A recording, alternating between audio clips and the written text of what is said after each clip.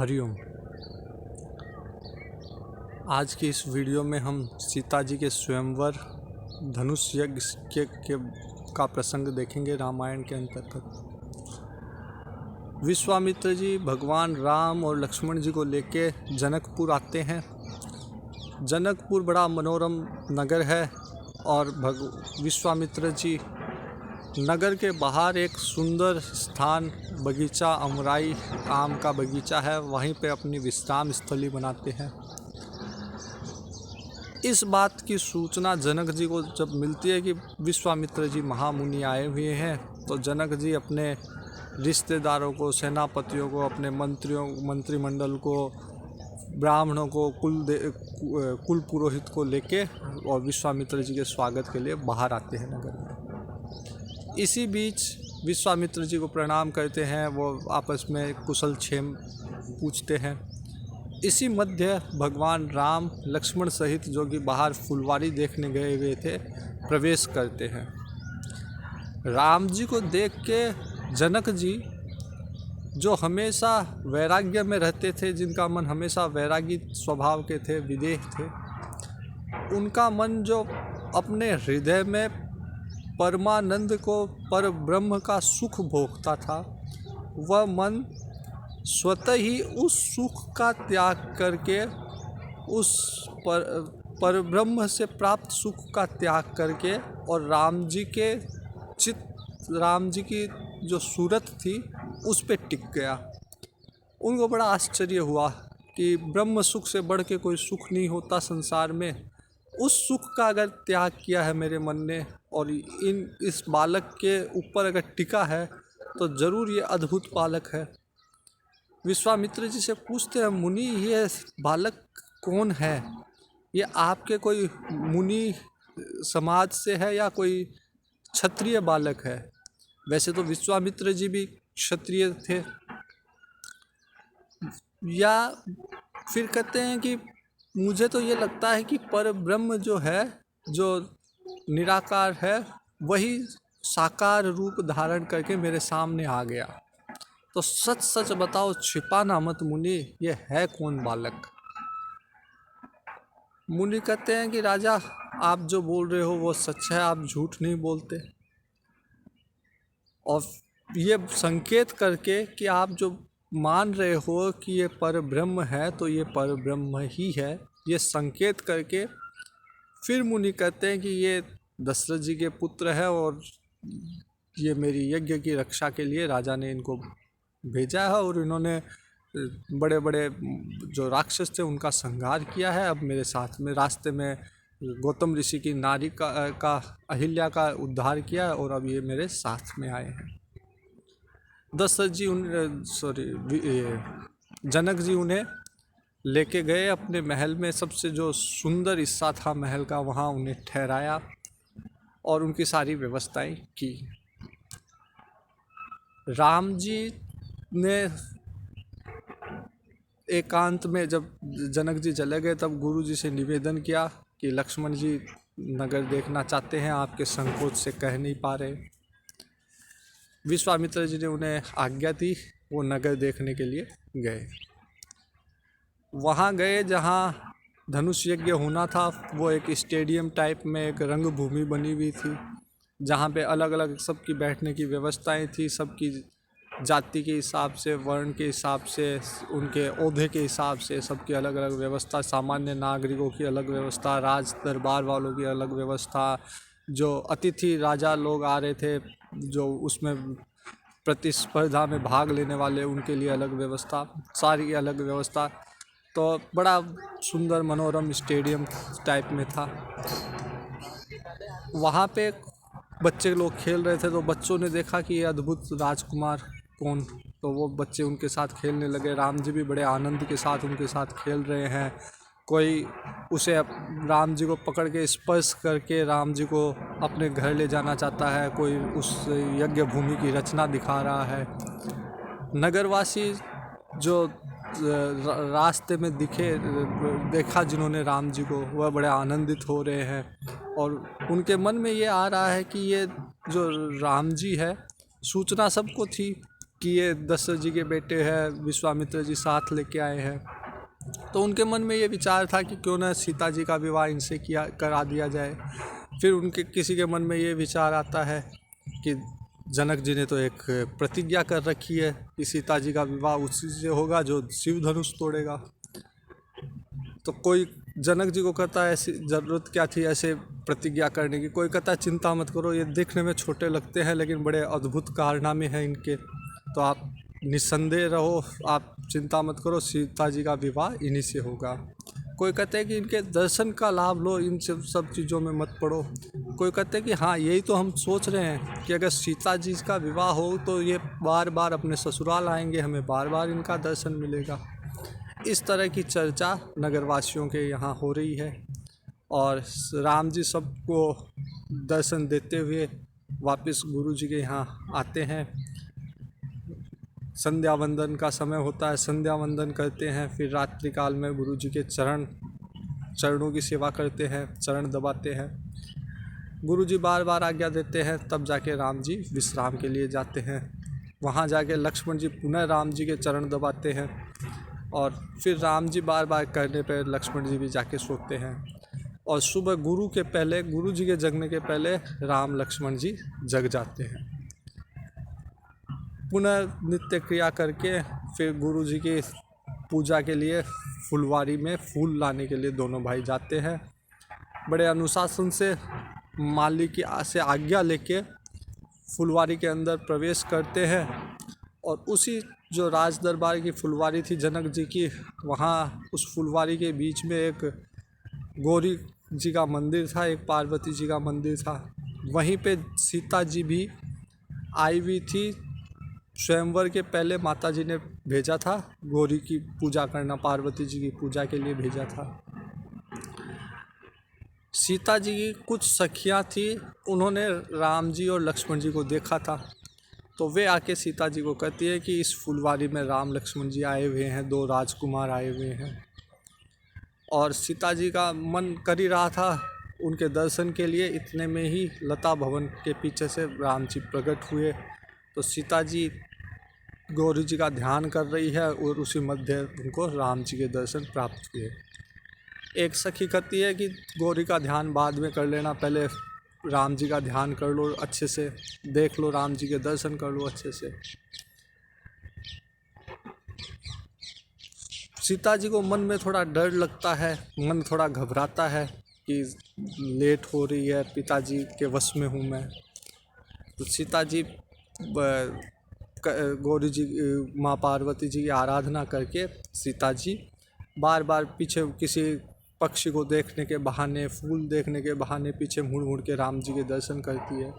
एक सखी जोर से चिल्लाती है कि हम कल फिर आएंगे, यही आएंगे, इसी जगह आएंगे, इसी समय आएंगे। इस तरह से फुलवारी से जाती है। राम जी लक्ष्मण जी को कहते हैं कि पता नहीं लक्ष्मण क्या हो रहा है। वैसे तो रघुवंशियों का स्वभाव है कि वो किसी पर स्त्री में की तरफ देखते नहीं है, लेकिन पता नहीं मेरा मन क्यों आकर्षित हो रहा है सीता जी की तरफ। वह कहते हैं कि कभी रघुवंश में पैदा हुआ कोई भी कुपथ या कुमार्ग पे पग रखता ही नहीं है, लेकिन मेरा मन आकर्षित हो रहा है। ये सारी की सारी बातें घटना राम जी लौट के आके गुरु जी से निवेदित कर देते हैं। जब सीता जी माँ पार्वती जी की स्तुति कर रही थी, पूजा कर रही थी, उस समय उन्होंने माँ से प्रार्थना की और माँ को कहा कि माँ आप तो मन की बात जानती हो, तो मेरा मन राम जी पे है, तो आप सारी बातें जानती हो, आपको कहने की ज़रूरत नहीं। मूर्ति जो थी वो मुस्काने लगी और वहाँ से माँ पार्वती जी के से एक माला गिर के सीता जी पे गिरी और माता ने आशीर्वाद दिया कि आपका मनोरथ पूरा हुआ होगा। करुणा निधान भगवान राम जिसको आपने मन में बसा रखा है वह आपकी मनोकामना पूर्ण होगी। और वैसा ही वरदान जब भगवान आके गुरु जी को सारी घटनाक्रम बताते हैं, गुरु जी भी कहते हैं कि आपका मनोरथ पूरा होगा। इस तरह से सीता जी को भी आशीर्वाद मिला माँ पार्वती जी का, राम जी को आशीर्वाद मिला गुरु जी का। और इस तरह रात्रि शाम का समय था, चंद्रमा जब आया तो भगवान लक्ष्मण के साथ बैठे हैं और लक्ष्मण से चांद देख के तुलना कर रहे हैं सीता जी के मुख से चंद्रमा की। फिर कहते हैं चंद्रमा से तुलना हो नहीं सकती सीता जी के मुख की। चंद्रमा जो है उसका भाई जो है वो विष है, तो चंद्रमा में दाग है। चंद्रमा जो है विरहियों को कमल के लिए दुखदाई है, फिर कभी घटता है कभी बढ़ता है। तो चंद्रमा की तुलना सीता जी के मुख से नहीं हो सकती। ऐसे ही रात्रि पूर्ण होती है, सुबह सूरज निकलता है, तो सूर्य की तुलना लक्ष्मण जी करते हैं कि सूरज उदय होने पे सबका तेज जो है, तारामंडलों का तेज फीका पड़ गया। वैसे ही आपके आने पे सारे राजा जो यहाँ पे आए थे धनुष यज्ञ के लिए, उनका तेज फीका पड़ गया। और इसी बीच में नित्य क्रिया करते हैं और शतानंद जी को भेजते हैं, जो कि जनक जी के कुलगुरु थे, उनको जनक जी भेजते हैं विश्वामित्र जी को लाने के लिए। विश्वामित्र जी शतानंद जी के साथ रंगभूमि में जाते हैं और रंगभूमि में जैसे ही प्रवेश करते हैं तो पूरे के पूरे नगरवासी वहाँ एकत्रित हो जाते हैं। कुछ अव्यवस्थाएं होती है जैसे वीवीआईपी के आने पे होती है। जनक जी के कहने पे पुलिस या जो सैनिक थे उन्होंने बड़ी मृदु वाणी से सबको यथास्थान बैठाया, उनका जो योग्य स्थान था। भगवान ने जैसे ही प्रवेश किया रंगभूमि में, बड़ा सुंदर दृश्य है। रंगभूमि में सब एकत्रित है, भगवान प्रवेश कर रहे हैं। भगवान ने प्रवेश किया तो जिसकी जैसी भावना थी उन्होंने भगवान की रूप वैसी ही देखी। जो वीर राजा थे उनको वीर रस दिखा, जो पराक्रमी राजा थे। जो कुटिल राजा थे उनको भयानक रूप में दिखे भगवान, और जो राजा के भेष में जो असुर थे उन्हें अपना काल दिखा भगवान के रूप में। पूर्ववासी जो थे उनको तो ये लगा बस हमारी आंखें जो है वो शीतल हो गई भगवान के दर्शन मात्र से। जनक जी के रिश्तेदारों को लगा ये जैसे हमारे कोई परिचित है, हमारे परिजन है। जनक जी और उनकी रानियों को लगा जैसे ये हमारा ही लड़का है, शिशु है हमारे।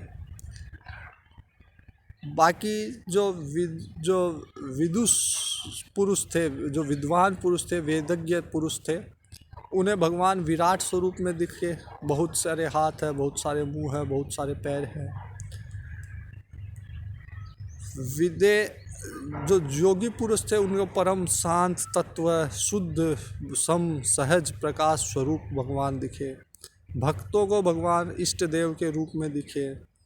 और सीता जी को कैसे दिखे, तुलसीदास जी कहते हैं इस सुख का मैं वर्णन नहीं कर सकता। इस तरह भगवान रंगभूमि में यज्ञ भूमि में, धनुष यज्ञ भूमि में प्रवेश करते हैं। और वहाँ पे जनक जी जो है अपने बंदी गणों को बुला के, और सीता जी आती है जनक वहाँ रंगभूमि में, और सीता जी की तुलना तुलसीदास जी कहते हैं कि सीता जी की सुंदरता की तुलना किसी से नहीं हो सकती। यदि करूँ तो किससे कर सकता हूँ? सरस्वती जी से, पार्वती जी से, लक्ष्मी जी से या रति से। इन चारों से तुलना हो नहीं सकती, क्योंकि सरस्वती जी जो है वो बोलती बहुत है। भवानी अर्ध भवानी है, आधे अंग है उनको। लक्ष्मी जी है जो जिनकी उत्पत्ति खारे समुद्र से है, और उनका भाई जो है विष है, वारुण है, वारुणी है, शराब है। रति जो है वो पति के मरने से, पति के अतनु होने से दुखी है। तो इनसे तुलना नहीं हो सकती। तो तुलना की उपमा अगर किसी से दूं तो ऐसा हो सकता है कि अमृतमय छवि का समुद्र बने, और उस समुद्र के अंदर परम रम्य एक कश्यप हो। ये साधारण कश्यप से समुद्र मंथन नहीं हो, परम रम्य समुद्र रूप में समुद्र वो कश्यप हो, और उसमें शोभा रूप की रस्सी हो, और मंदर जो पर्वत है मंदरु वो श्रृंगार का बना हुआ हो, मतलब श्रृंगार का स्वरूप हो वो, और उसको हाथों से नहीं या देवता और राक्षस मिलके नहीं मथे, कमल के पंकज की डाली को जैसे मथे वैसे उसको उन हाथों से उनको मथा जाए। अगर लक्ष्मी जी उत्पन्न होती है उस समुद्र मंथन से, तब मैं कह सकता हूँ कि हाँ कुछ सीता जी के तुल्य है। वो पूर्ण रूप से तो सीता जी का मुकाबला वो भी नहीं कर सकती। इस तरह की सुंदरता सीता जी की कही गई। अब जनक जी ने बुला के बंदी जनों से कहा, अपना प्रण सुनवाया सारी सभा को। तो बंदी जन बोलते हैं कि जनक जी ने ये प्रण ले रखा है कि कोई जो भी शिव धनुष तोड़ेगा उसको सीता जी सहित त्रिभुवन में उसकी जय होगी, और बिना विचार के सीता जी का विवाह उससे किया जाएगा। फिर कोई विचार नहीं किया जाएगा ये कौन से कुल से है, कौन सी जाति से है, कौन से राज परिवार से है, बिना विचार के फिर सीता जी का विवाह उससे कर दिया जाएगा। और इस शिव धनुष को तोड़ने के लिए पहले रावण भी आ चुके, बड़े बड़े बलवान महारथी लोग आए हैं, लेकिन किसी से ये टूटा नहीं है। तो जिनको थोड़ा सा विचार था वो तो गए नहीं, और जिनको लगा कि हम तोड़ देंगे वो अपने इष्ट देव का सुमिरन करके गए, लेकिन वहाँ कुछ नहीं हुआ। तो अपना श्रीहत होके वहाँ से आके अपने अपने आसन पे बैठ गए। कीर्ति विजय वीरता सब उनकी चली गई।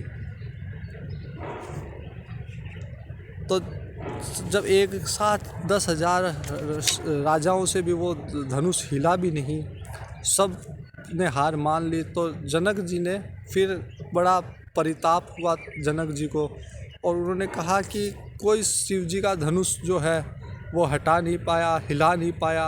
अगर मुझे ये पता होता तो मैं ऐसा कि पृथ्वी जो है वो वीरों से विहीन हो चुकी है तो मैं ऐसी प्रतिज्ञा नहीं कर सकता। अब खैर जो हुआ, लगता है शायद जानकी जी का विवाह विधाता ने लिखा नहीं, तो अब सब अपने अपने घर जाइए। अब जानकी जी का विवाह नहीं होगा, पृथ्वी जो है वीरों से विहीन है।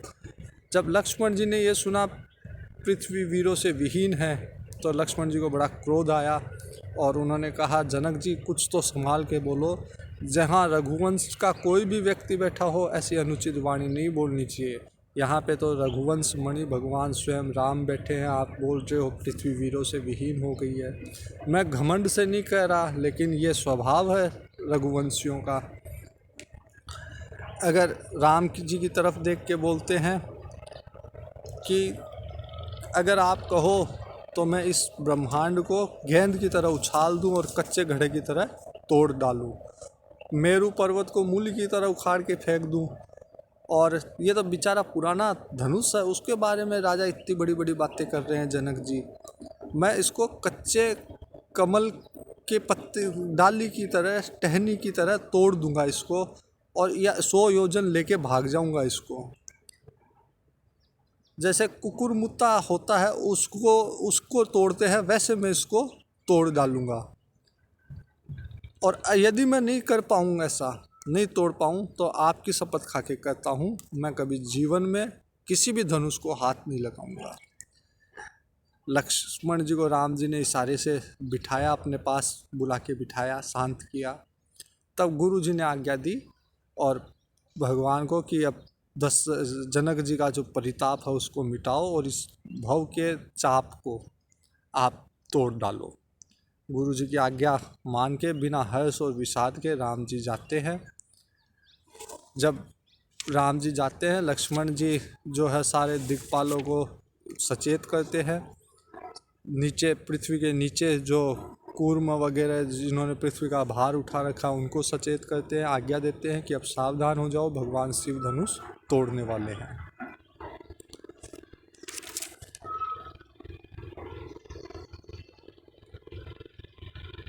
सीता जी को बड़ा मन में थोड़ा सा डर लगता है कि पिताजी ने ये प्रण ले रखा है, पता नहीं धनुष टूटेगा या नहीं टूटेगा। माता जी उनकी सुनैना जी उनको भय लगता है, थोड़ा सा मन में विचार आता है कि ये छोटे से बालक कैसे धनुष को तोड़ डालेंगे। तो एक सखी समझाती है कि छोटे व्यक्ति भी बड़े काम कर सकते हैं।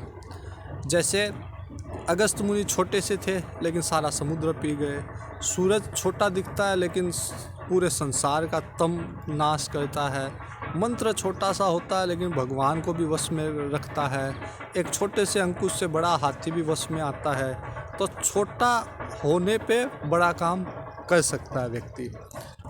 तो इस तरह से रानी को समझाते हैं और भगवान जब देखते हैं कि सीता जी अब का मन बड़ा अधीर हो रहा है, उनको लगता है कि अगर अवसर शायद सीता जी प्राण त्याग दे, अगर ज़्यादा विलंब किया जाए तो फिर अवसर चले जाने के बाद में अगर तोड़ा जाए तो उसका कोई लाभ नहीं होगा।